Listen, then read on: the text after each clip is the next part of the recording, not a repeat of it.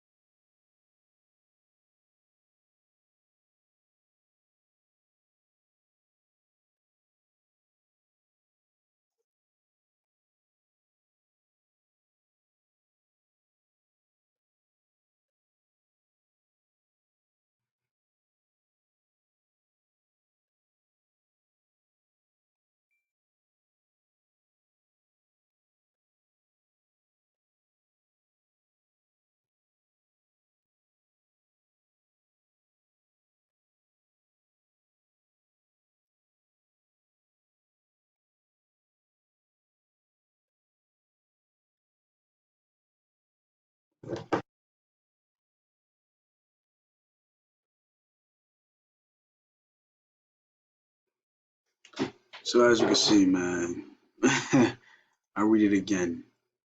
Isaiah 51:30, the mighty men of Babylon have forborne to fight and have remained in their holds.